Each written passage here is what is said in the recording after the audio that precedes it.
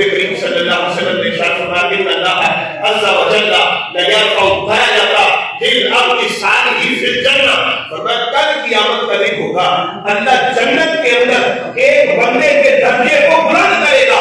اللہ دنیا سے جائزہ ہے، آپ اپنے اعمال کی وجہ سے جنت مل چکی ہے، جنت میں جانے کے بعد نہ اس نے کوئی نماز پڑھی ہے، نہ روزہ رکھا ہے، نہ حج کیا، نہ زکات دی، نہ کوئی مسجد بنائی ہے، نہ مدرسہ بنایا، لیکن جنت میں درجہ بلند ہوا تو بندہ حیران ہو کے اللہ سے پوچھتا ہے مالک جنت میں آنے کے بعد میں نے عمل کیا نہیں ہے، کسی عمل کی وجہ سے درجہ بلند ہوا ہے، مجھے سمجھ نہیں آ رہی کہ عمل کون سا عمل تھا؟ تو رب فرمائے گا کہ استغفار والدی کا لگا، اے میرے بندے تیرے مرنے کے بعد تیرا ایک بیٹا تھا، اس بیٹے نے تیرے لیے مغفرت کی دعا کی تھی، اس کی دعا کی وجہ سے میں نے جنت میں تیرے درجے بلند فرما دیے۔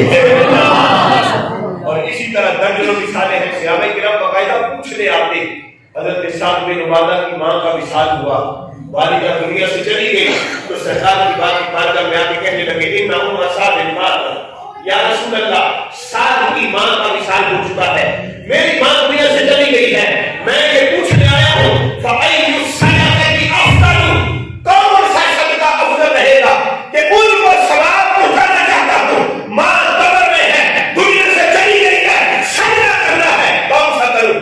یہ نہیں کہا کہ کروں کہ نہ کروں، اس میں کوئی شک نہیں تھا کہ کرتا ہوں تو پہنچتا ہے کہ نہیں پہنچتا، یہ نہیں پوچھا کہ پہنچے گا یا نہیں پہنچے گا، کہا یا رسول اللہ ہے بہتر کون سا ہے؟ تو محبوب کریم صلی اللہ علیہ وسلم نے وقت کے لحاظ سے تقاضا یہ تھا، کافروں کے پاس میٹھے پانی کے کنویں تھے، مسلمانوں کے لیے پانی بند کر دیا گیا، تو حضور نے فرمایا الماء، فرمایا ساتھ اگر کرنا چاہتے ہو تو مسلمانوں کے لیے پانی کا انتظام کر دو، سبحان اللہ۔ اور حدیث کے لفظ ہے فَحَابَ رَبِّهِ، حضرت سعد بن عبادہ نے باقاعدہ کنواں کھدوایا، مکمل کنواں کھدوا کے کہنے لگے ہذہ لأم سعد، یہ جو کنواں ہے یہ سعد کی ماں کے لیے ہے، سعد کی ماں کا نام پر بول کے کہا کہ میری ماں کا نشان ثواب کے لیے ہے، مطلب کیا ہے؟ پانی لوگ پیتے رہیں گے، ثواب میری ماں کو ملتا رہے گا۔ حضرت علی کرم اللہ وجہہ کریم، اب دیکھیے گا درجوں شواہد ہمارے پاس موجود ہیں، حضرت علی کرم اللہ وجہہ کریم ایک دن جنت البقیع قبرستان میں تشریف لے کے گئے، جب وہاں سے واپس آئے تو سرکار مدینہ صلی اللہ علیہ وسلم نے پوچھا علی کہاں گئے تھے، کہاں سے آئے تھے، کہاں گئے تھے؟ حضرت علی کہتے ہیں یا رسول اللہ قبرستان گیا تھا۔ علی خیر تھی؟ حضرت علی کہتے ہیں اب اس کا مطلب یہ نہیں تھا کہ ہم جانتے نہیں تھے، یہاں سے بعض لوگ ایک نیا مسئلہ کر لیتے ہیں، بھئی ایک طرف تم کہتے ہو نبی کوئی میں غیب ہے، دوسری طرف سرکار کو پتہ ہی نہیں کہ علی کہاں سے آئے ہیں، تو پوچھنے کا مطلب یہ نہیں کہ جانتے نہیں تھے، سوال کرنے کا مقصد کوئی اور تھا، درجہ تو حکمت تھی۔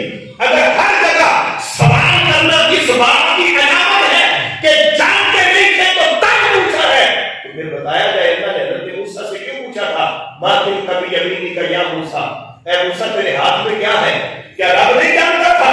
وہ عصا کو ڈنڈا جو موسیٰ کے دور میں عطا فرمایا تھا، کیا رب کو وہ ڈنڈا موسیٰ کے ہاتھ میں نظر نہیں آ رہا تھا؟ رب جانتا تھا، اس کے کمالات بھی جانتا تھا، اس میں جو پوشیدہ راز سے اللہ سب جانتا تھا، لیکن پوچھنے کا مقصد تھا میں پوچھوں گا موسیٰ بتائیں گے کہ یہ ڈنڈا ہے تو پھر میں بتاؤں گا موسیٰ یہ ڈنڈا آپ پر ڈنڈوں کی طرح کا ڈنڈا نہیں ہے، اس میں بڑے کمال ہیں، کہا کیا ہے تیرے ہاتھ میں؟ تو پوچھنے میں حکمت تھی۔ اسی طرح سرکار نے بھی پوچھا علی کہاں سے آئے ہو؟ تو اب توجہ سے سننا، میں مزید ٹھنڈے دھیمے لہجے میں حدیث سنانا چاہتا ہوں۔ علی کہاں سے آئے ہو؟ حضرت علی کہتے ہیں یا رسول اللہ قبرستان کیا تھا؟ علی کیا کیا؟ یا رسول اللہ ایک دفعہ سورہ فاتحہ پڑھی، 11 دفعہ سورہ اخلاص پڑھی، اب توجہ کرنا، ایک دفعہ سورہ فاتحہ الحمدللہ رب العالمین والضالین اور 11 مرتبہ سورہ اخلاص قل هو اللہ۔ یا رسول اللہ یہ پڑھا ہے اور قبرستان میں جتنے مردے ہیں سب کو ان کا ثواب احسان کر دیا۔ سبحان اللہ۔ اب اگر یہ غلط ہوتا تو سرکار منع کر دیتے، بتا دیتے کہ تمہارے سوال کرنے سے کیا ہوگا، ان کو صرف اپنی نمازوں کا فائدہ ہے، وہ جو خود کر گئے ہیں صرف ان کا فائدہ ہوگا، تمہارے پڑھنے سے کسی کو کوئی فائدہ نہیں۔ سرکار منع کر دیتے، بتا دیتے، لیکن منع نہیں کیا، بتایا تو پھر کیا بتایا؟ توجہ سے یہ لفظ سننا اور سمجھ آئے تو پیار سے پیچھے ہر بندہ سبحان اللہ ضرور کہے. حضرت علی کرم اللہ وجہہ کریم سے پوچھا کیا کیا؟ علی کہتے ہیں یا رسول اللہ ایک دفعہ سورہ فاتحہ پڑھی, 11 دفعہ سورہ اخلاص پڑھی. سرکار نے فرمایا علی تمہیں مبارک ہو, علی تمہیں مبارک ہو. اب یہ مبارک کس بات پہ دی جا رہی تھی؟ فرمایا علی سنو, تم نے جتنا بھی پڑھا ہے اس کا جتنا ثواب بنتا ہے, جتنا ثواب بنتا ہے, اللہ نے اس ثواب کو ٹکڑے ٹکڑے نہیں کیا, تقسیم نہیں کیا کہ ٹکڑے ٹکڑے کر کے بنتا ہو. فرمایا نہیں, جتنا بنتا ہے اللہ نے ہر بننے والے کو برابر برابر عطا فرما دیا ہے. سبحان اللہ. 11 دفعہ سورہ اخلاص کا ثواب اور 1 دفعہ سورہ فاتحہ کا جتنا بنتا ہے سب کو اتنا اتنا برابر برابر مل گیا ہے. اور تمہیں مبارکباد اس لیے دے رہا ہوں کہ جتنے مرنے والوں کو تم نے بخشا ہے ان سب کے برابر اللہ نے تمہیں عطا فرما دیا ہے. یہ کتنا بڑا فائدہ ہے اس حدیث ثواب کا کہ ایک بندہ پڑھنے کے بعد اگر 1000 بندے کو وہ ثواب احسان کرتا ہے تو ان 1000 کو بھی برابر برابر ملے گا اور ان سب کے برابر اللہ ثواب احسان کرنے والے کو عطا فرمائے گا. اتنا بڑا فائدہ. اور آپ یہ کسی بات میں اپنی گفتگو کو ختم کر رہا ہوں, بڑی توجہ سے سنیے گا. محبوب کریم صلی اللہ علیہ وسلم نے ایک موقع پہ مشکوٰۃ شریف کے اندر یہ حدیث پاک موجود ہے, اس ایصال ثواب کے فائدے کو بیان کرتے ہوئے فرمایا مل میت فی القبر الا کالغریق المتخبط. سرکار نے فرمایا میرے صحابہ جانتے ہو جب گناہگار مر جاتا ہے, چلا جاتا ہے دنیا سے, تو قبر کے اندر اس کی حالت کیا ہوتی ہے پتہ ہے تمہیں؟ ایک ڈوبتے ہوئے انسان کی طرح, جیسے کوئی سمندر میں, دریا میں, ندی میں, نہر میں ڈوب رہا ہو. وہ انتظار کرتا ہے کہ کاش میرا کوئی بھائی میرا بالو پکڑے مجھے دریا سے باہر نکالے, اس ندی سے, نہر سے سہارا دے اور سہارا دے کے مجھے باہر نکالے. اور میں جس طرح وہ ندی نہر میں دریا میں ڈوبنے والا انتظار کرتا ہے, اسی طرح گناہگار بھی قبر میں انتظار کرتا ہے. یا رسول اللہ وہ تو انتظار کر رہا تھا سہارے کا, دوست کا, یار بیٹی سجن سہارا دے باہر نکالے. قبر میں گناہگار اس وقت کا انتظار کرتا ہے. سرکار نے فرمایا ینتظر دعوتاً, وہ تمہاری دعاؤں کا انتظار کرتا ہے. سبحان اللہ. یا رسول اللہ اگر ہم دعا کریں گے تو پہنچے گی, یہ تو مسئلہ بڑا بنا ہوا ہے کہ پہنچتی ہے کہ نہیں پہنچتی, فائدہ ہوتا ہے کہ نہیں ہوتا, ہوتا ہے تو کتنا ہوتا ہے. حضور یہ مسئلہ خود حل کر کے اگر ہم دعا کریں تو پہنچے گی, فائدہ ہوگا. اب جب یہ پوچھا گیا تو میرے نبی کا انداز دیکھیے گا, سرکار کے بتانے کا انداز یہ تھا کہ یہ پوچھنے والی بات ہی نہیں, اے پوچھنے والے یہ تو سوال ہی نہیں بنتا کہ فائدہ ہوگا کہ نہیں ہوگا, دعا پہنچے گی کہ نہیں پہنچے گی. پوچھنا ہے تو یہ پوچھو دعا پہنچے گی کیسے, فائدہ ہوگا کتنا, یا رسول اللہ کتنا فائدہ ہوگا, کیسے پہنچے گی. تو میرے نبی نے فرمایا تلحقه من اب او ام او اخ او صدیق كان احب الیہ من الدنیا وما فیہا. فرمایا سنو, اگر مرنے والے کی ماں اس کے لیے دعا کر دیتی ہے, اگر اس کا باپ اس کے لیے دعا کرتا ہے, اگر اس کا بھائی اس کے لیے دعا کر دیتا ہے, یا کوئی دوست دعا کر دیتا ہے, تو یہ نہ پوچھو کہ کیسے پہنچے گی, کس طرح پہنچے گی, بلکہ یہ پوچھو کہ فائدہ کتنا ہوگا. یا رسول اللہ کتنا فائدہ ہوگا. فرمایا سنو, جب یہ دعا کرنے والا دعا کر دیتا ہے تو اس کو اس انداز سے ملتی ہے مرنے والے کو, وہ جو قبر میں ڈوب رہا تھا, ڈوبتے ہوئے انسان کی طرح تھا, وہ اتنا خوش ہو جاتا ہے کہ اگر اسی مرنے والے کو دنیا میں رہتے ہوئے ساری دنیا کا مال و دولت مل جاتا, ساری دنیا کی وزارتیں, صدارتیں, عہدے, منصب سب کچھ مل جاتا, اس کے بعد بھی وہ اتنا خوش نہ ہوتا جتنا خوش قبر میں تمہاری دعا کے ملنے کی وجہ سے ہوتا ہے. اس لیے اس کو اپنا معمول بنائیں. میں یہ نہیں کہہ رہا کہ تیجے کے نام پہ اکٹھے ہو کے دعا کریں تو پھر دعا پہنچے گی. یہ بھی آپ کو نہیں کہتا کہ 10ویں 40ویں کے نام پہ بہت بڑا اجتماع کریں, پھر سوال اشار کریں, کوئی پکائے تو پھر ہی پہنچے گی. نہیں, گھر بیٹھ کے دعا کریں, مسجد میں بیٹھ کے دعا کریں. بلکہ ہم تو اتنے کھلے لوگ کے دل ہیں. یہ الگ بات ہے کہ لوگوں نے ان محفلوں سے دور کرنے کے لیے طرح طرح کے کوشش جوڑے کہ یہ جناب کھانے کے بہانے بنائے ہوئے ہیں. ہمارے استاد محترم فرماتے ہیں کھانے کے نہیں, مرنے والے کو بخشوانے کے بہانے ہیں. ورنہ تو ہر بندہ اپنے گھر میں کھاتا ہے, ان भूखा हो, जिसको घर में खाने नहीं मिलता हो, हर इंसान 3 वक्त खा के अच्छा खा के सोता है। यहाँ आने का मकसद खाना नहीं है, खाना मिल जाता है। घर में भी जितने पैसे खर्च करके यहाँ आए हैं, इतने घर में लगाते तो सारी फैमिली के खाने का इंतजाम हो जाता। गाड़ी का किराया अलग है, यहाँ फरूट वगैरह जो इंतजाम ने शामिल किया वो अलग है। इतने पैसों में सारी फैमिली के लिए खाने का इंतजाम हो जाता है। ये खाने का बहाना नहीं, बल्कि सरकार के फरमान के मुताबिक अर्ज कर रहा हूँ। हजूर फरमाते हैं बहुत सारे मरने वाले ऐसे भी होते हैं, कब्र में जाते हैं पहाड़ों के बराबर गुनाह लेके जाते हैं, लेकिन कल क़यामत के दिन कब्र से निकलेंगे तो गुनाहों से साफ होंगे। या रसूल अल्लाह, ये गुनाहों से साफ हुए कैसे, ये बाकी मिली कैसे?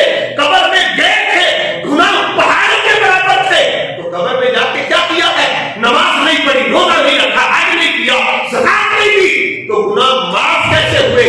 सरकार ने फरमाया बाद वालों की दुआओं के सदके अल्लाह ने गुनाह माफ फरमा दिए हैं। तो ये खाने का बहाना नहीं, बल्कि मरने वाले को बख्शवाने का बहाना। जो अर्ज कर रहा था उस अर्ज पे बात खत्म कर रहा हो। अपना मामूल बनाए, अपने प्यारे जो दुनिया से चले गए उनके लिए कभी घर के कोने में मुसल्ला बिछाएं, कभी मस्जिद के कोने में बैठें, बल्कि हम तो इतने खुले दिल के लोग हैं। लोग कहते हैं कि इज्तिमाई क्या जरूरी है, मैंने कहा बिल्कुल जरूरी नहीं। 3, 10, 40 के नाम पे बुलाना जरूरी है, हमने कहा बिल्कुल जरूरी नहीं। हम बड़े खुले दिल के लोग हैं, हम तो ये कहते हैं मुसल्ला बिछाना भी जरूरी नहीं, मस्जिद में बैठना भी जरूरी नहीं। इतने खुले दिल के लोग हैं, इस पे हमारे पास शवाहिद मौजूद है। रात चलते हुए, गली से गुजरते हुए अगर दुआ कर सकते हैं उस अंदाज से भी करें, अल्लाह फिर भी कबूल कर देगा।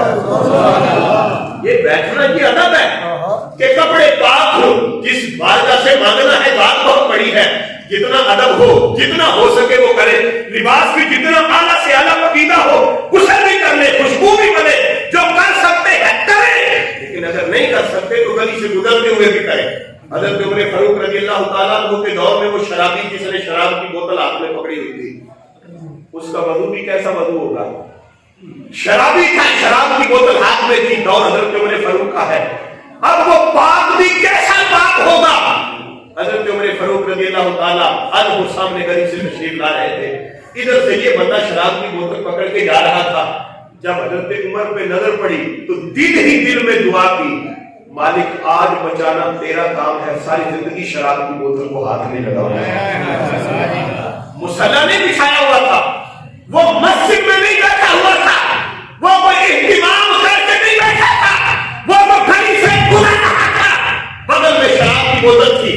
हजरत उमर के डर से, लेकिन दुआ के अंदर इखलास था, लिल्लाहियत की तरफ थी, दिखलाना नहीं था, सन्नो नहीं थी, बनावट नहीं थी, इरादा पक्का था, नियत सच्ची थी कि मालिक आज बचाना, सारी जिंदगी शराब को हाथ नहीं लगाऊंगा। हजरत उमर फारूक करीब तशरीफ लाए, अब बोतल हाथ में देखी, बोतल शराब की, पूछा, कहा बोतल में क्या है? अब डर की वजह से कह ले, मुंह से लफ्ज निकले, कहा हुजूर सिरका है। अब उधर रब से दुआ कर चुका था, अल्लाह से कह चुका था कि मालिक आज बचाना तेरा काम है, सारी जिंदगी शराब की बोतल को हाथ नहीं लगाऊंगा। अब जब वो बोतल उस बंदे के हाथ में थी, शराब थी, हजरत उमर फारूक ने पूछा क्या है? कहा वो सिरका है। आपने पकड़ी, जब तक बंदे के हाथ में शराब, जैसे वो शराब की बोतल उमर फारूक के हाथ में जाती है, उस दुआ के सदके अल्लाह शराब को सिरके में तब्दील फरमा देता है। हम तो इतने खुले ज़हन के लोग हैं, हम कहते हैं गली से गुजरते हुए भी मांगे, एक मांगने पे पाबंदियां ना लगाए, अपनी तरफ से फतवे ना ठोके कि ये हराम है, ये नाजायज है, ये बिदअत है। भाई इस तरह की महफिलें तो सारी करते हैं, मुसलमान मसला कोई भी हो, मैं किसी को बुरा भला नहीं कहता, ना हमारी रूटीन है, बात लोग अपने पे थोप लेते हैं, वो उनकी अपनी मर्जी है, समझने का अपना अंदाज है, लेकिन मैं समझाने के अंदाज में करता हूँ। भाई इस तरह की महफिलें आप नहीं करते, किसी भी मसलब के लोग हो। क्या किया हमने? यहाँ बैठे बैठे कुरान की तिलावत हुई, नाते पढ़ी गई, उलमा के खिताबात हुए, एंड पे दुआ होगी। अब इसका नाम आप हमने 3 रख लिया या 10वां रख लिया या 40वां रख लिया, आपने कहा कि नाजायज है। अगर इसका नाम जलसा दस्तार कबीरत रखे तो जायज है, अगर इसका नाम शान रिसालत रखे तो जायज है, अगर इसी जलसे का नाम सीरत मुस्तफा रखा जाए फिर जायज है। नाम बदले जाए तो जायज हो जाता है, 3 या 10वां 40वां ये कहने से नाजायज हो गया। अजीब सी बात नहीं। काम को देखा जाए कि काम क्या کر رہے ہیں؟ کام یہی ہے، قرآن کی تلاوت ہے، نبی کی رات ہے. کوئی سیرت مصطفیٰ کے نام پہ کر رہا ہے، کوئی ڈیجے کے نام پہ کر رہا ہے، کوئی 10ویں 40ویں کے نام پہ کر رہا ہے، کوئی دستائے فضیلت کے نام پہ کر رہا ہے. کام سارے وہی ہے کہ جن کی قرآن کے اندر بھی اجازت ہے، باعث فضیلت ہے، باعث برکت ہے. دعا ہے خالق کائنات